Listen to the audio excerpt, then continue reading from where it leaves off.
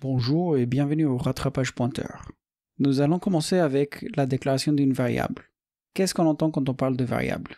Ici, on déclare int m égale à 2. M est une variable entière et on assigne la valeur de 2 à cette variable. Quand on parle de variable, on parle de valeur et de variable. Une variable a la capacité de stocker une valeur. Une variable a une adresse en mémoire et cette adresse contient une valeur. Chaque fois qu'on parle de variable, on parle de ces deux choses-là. On parle de l'adresse en mémoire où est stocké m et on parle de la valeur contenue à cette adresse. Regardons donc le contexte d'exécution de la fonction comme on a vu plusieurs fois en CM, en TD et parfois même en TP. Ici, on représente le code et son implication en mémoire. Qu'est-ce que ce code va faire? Quand on déclare une fonction main, cette fonction représente donc un contexte d'exécution qui contient toutes les variables locales à la fonction. Il faut voir que toutes les actions qu'on prend dans le code ont un impact en mémoire. Et donc, on peut dire que le code et la mémoire sont intrinsèquement liés. Ici, nous avons notre fonction main qui ne retourne pas de valeur et qui ne prend pas de paramètres, d'où les deux voids. Dans la fonction, nous avons déclaré donc une variable m. Qu'est-ce que ça implique en mémoire? Ça implique qu'il existe une variable dans la fonction main qui va s'appeler m. Comme toute variable, elle a donc une adresse en mémoire et cette adresse peut stocker des valeurs correspondant au type de la variable. Dans le cas de m, on peut stocker donc des entiers à l'adresse f0 à 0. Quand on assigne la valeur de 2 à m, le compilateur va donc vérifier les types. 2 correspondent bien à une valeur entière qu'on peut stocker donc à l'adresse d'une variable de type entier. Si on regarde un peu plus en détail, m correspond donc à l'adresse f0 à 0 et à cette adresse, on va stocker la valeur de 2.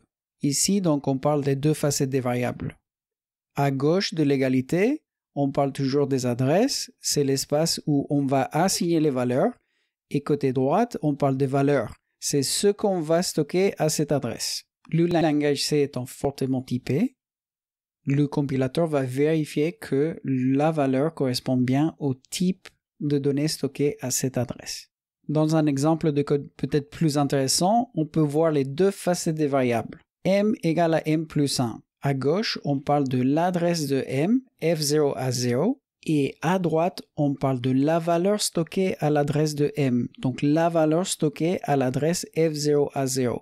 Dans ce cas très simple, on voit qu'on parle d'adresse de variable et de valeur de variable, de façon presque interchangeable.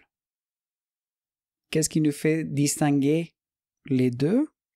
C'est si m est à gauche de l'égalité ou à droite. À gauche, on parle de l'adresse de la variable et à droite, on parle des valeurs de cette variable. Dans cet exemple, le compilateur va chercher la valeur contenue à l'adresse de m, va additionner 1, du coup on aura 3, et va le stocker à l'adresse f0 à 0. On sait la valeur d'une variable est toujours en rapport avec son type. Refaisons l'exemple. M égale à m plus 3. À gauche de l'égalité, je parle de l'adresse de m. À droite de l'égalité, je parle de la valeur de m. Et je dis aussi que la valeur qui résulte de l'addition de m plus 3 doit correspondre au type de la variable de m. Les deux sont toujours en accord. M est de type int, je dois stocker des valeurs de type int à cet espace mémoire. Fonction. Commençons avec un cas très simple. On a la fonction f qui prend en paramètre m. Ici, on parle de la valeur de m, la valeur qui est stockée à l'adresse correspondante à la variable m. C'est toujours la valeur de la variable qui est passée dans un appel de fonction. Il faut que ça soit très clair. C'est pour tout appel de fonction, c'est la valeur de la variable qui est passée. Passage de variable, c'est sa valeur. Prenons un cas très simple d'appel à scanf. Scanf est une fonction. On indique ici dans le scanf qu'on veut lire un entier et on passe l'adresse où on veut stocker l'entier qui sera lu par scanf. Ici, on utilise l'opérateur et commercial. Ça nous permet de récupérer l'adresse de la variable. Et donc, l'adresse est aussi une valeur. Chaque fois qu'on manipule une fonction et des variables, On doit se poser la question, est-ce que je vais utiliser la valeur de la variable ou est-ce que je vais utiliser l'opérateur @commercial pour récupérer l'adresse de cette variable? Cet opérateur accède à l'adresse d'une variable et que l'adresse, pas plus. L'opérateur @commercial me donne l'adresse de quelque chose, mais il ne faut pas oublier que l'adresse est une valeur aussi. Qu'est-ce que ça pourrait dire? @commercial v égale à 5. Donc ce type d'opération n'a pas de sens. V étant à gauche de l'égalité, on parle de l'adresse de V. Qu'est-ce que ça peut dire l'adresse de V? Ça n'a pas de sens. Une adresse n'étant pas une variable, l'adresse d'une adresse ne peut rien donner et n'a pas de sens. Commençons avec les pointeurs. Le type int étoile veut dire que cette variable stocke l'adresse d'un int ou que la variable pointe vers une zone mémoire qui stocke des valeurs entières. Si je déclare int étoile PM, PM est donc une variable qui stocke l'adresse d'un entier. Si on met tout ça dans une fonction main qui retourne rien et ne prend pas de paramètres, nous avons maintenant une variable PM qui est un pointeur d'entier et une variable M qui est un entier. En mémoire, on peut voir que le contexte d'exécution du main contient donc deux variables PM qui existent à l'adresse B214 et qui est de type int étoile, donc un pointeur d'entier. Et nous avons M qui existe à l'adresse 1AE0 et qui est donc de type int. Dans mon main, si j'écris PM égale à @commercial M, qu'est-ce que je suis en train de faire? L'opérateur @commercial me permet de récupérer l'adresse de M et je vais assigner ça à l'adresse de PM. Faites attention, ici on parle de l'adresse de M qu'on récupère avec l'opérateur @commercial et PM étant à gauche de l'égalité, on parle de son adresse. En regardant plus en détail les types, on essaye de stocker un int étoile dans un int étoile, donc l'adresse d'un int dans un espace réservé pour des adresses de int. Très spécifiquement dans notre exemple, PM existe à l'adresse B214 et on va assigner la valeur 1AE0, la valeur de l'adresse de M. Si on continue notre code, M égale à 5, je suis en train de dire à l'adresse de M, donc 1AE0, je vais assigner la valeur de 5. Si à travers PM, j'ai envie de modifier la valeur de M, je peux écrire étoile PM égale à 3. L'opérateur étoile me permet de déréférencer une adresse stockée dans un pointeur. Ici, PM vaut B214. Si je fais étoile PM, je vais aller regarder la valeur stockée à l'adresse B214. Je vais la déréférencer. Ici, c'est une adresse. L'opérateur étoile me permet de la déréférencer et aller regarder à cette nouvelle adresse. Ici, on dit que PM pointe sur M parce que la variable PM stocke la valeur de l'adresse de M. En revenant sur mon code, ça veut dire que donc étoile B214, c'est l'adresse 1AE0 et que j'ai envie de stocker la valeur de 3. Si on regarde les types, côté gauche de l'égalité, 1AE0 correspond à une zone mémoire qui accueille des entiers et 3 est un entier. Donc j'ai bien le droit de stocker 3 à cette zone-là. Donc il y a l'accord des types nécessaires. Comme règle générale, si je déclare une variable v de type t, dans le contexte d'exécution de la fonction où elle est déclarée, je vais avoir une zone mémoire qui représente l'espace mémoire de la variable.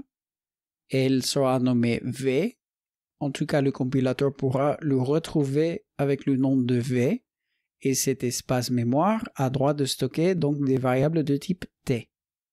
Passons sur un exemple. Ici, j'ai une fonction main où je déclare une variable int m, une variable int étoile pm, donc un pointeur d'entier, et une variable int étoile étoile ppm. Ici, ma variable s'appelle ppm. Si on regarde bien, le premier étoile dit que c'est un pointeur, donc elle stocke l'adresse de quelque chose. Plus à gauche, on voit que le quelque chose, c'est un int étoile, donc un pointeur de int.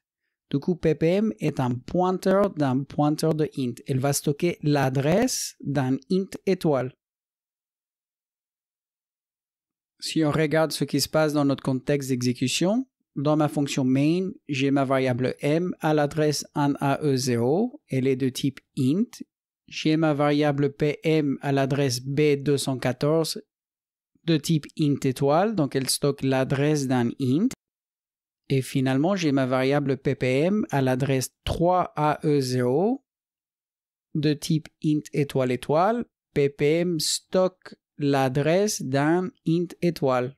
Dans mon code, j'assigne 5 à la variable m et ensuite, je peux stocker l'adresse de m dans ma variable pm. Je stocke l'adresse de m1AE0 dans un int étoile pm. Dans la même idée, je peux stocker l'adresse de pm qui est un int étoile, donc l'adresse de pm étant un int étoile étoile, dans la variable ppm qui est un int étoile étoile. On s'assure de la compatibilité des types de variables. L'adresse de pm étant un int étoile étoile, elle peut être stockée dans ppm qui est un pointeur de int.